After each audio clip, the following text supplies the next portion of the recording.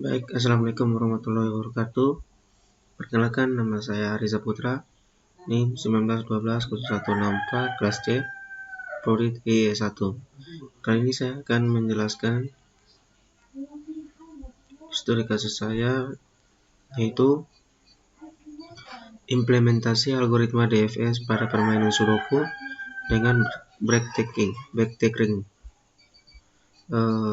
Di sini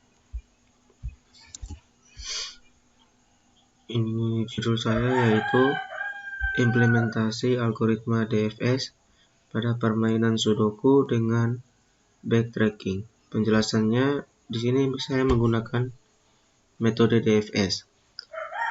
Metode DFS adalah algoritma yang melakukan pencarian secara melebar yang mengunjungi simpul secara berorder, yaitu mengunjungi suatu simpul kemudian mengunjungi semua simpul yang bertetangga dengan simpul tersebut terlebih dahulu. Jika graf berbentuk pohon berakar, maka semua simpul pada aras dikunjungi lebih dahulu sebelum simpul-simpul pada aras D+1. Cara kerja algoritma DFS.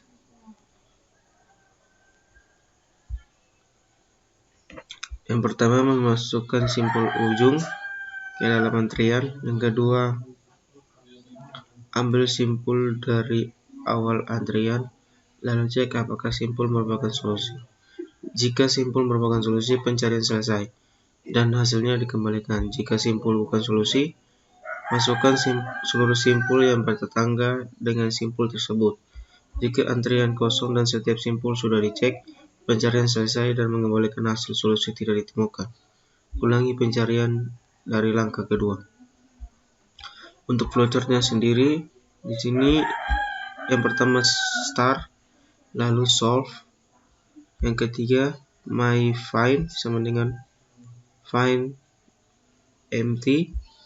Lalu keempat if not my find. Lalu dia akan melakukan proses, yaitu for number in rank 1.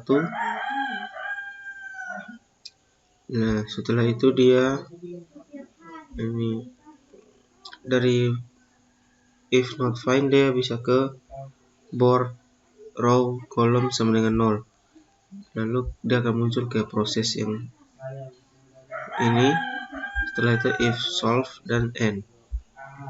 Untuk perhitungan manual, di sini saya memasukkan beberapa data. Ada 15 data dengan jumlah kotak kosong dari 43 sampai 46. Lalu waktunya sudah dan jumlah proses backtracking. Untuk hasil grafiknya seperti ini.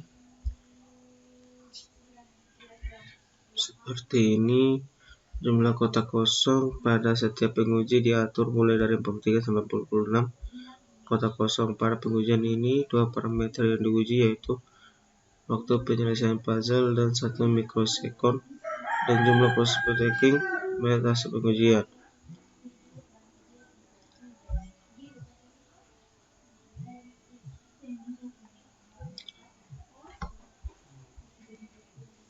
Perhitungan rata-rata waktu penyelesaian puzzle. Sudoku X sama dengan waktu. Di sini perhitungan rata-rata waktu untuk menyelesaikan puzzle. X sama dengan waktu, S sama dengan jumlah percobaan, Y sama dengan rata-rata waktu penyelesaian. Nah, di sini kita masukkan Y sama dengan sigma X per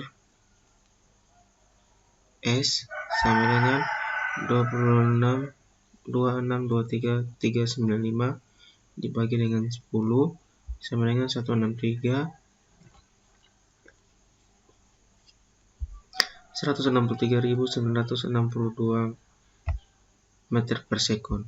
Jadi nilainya adalah 163.926 meter per sekund.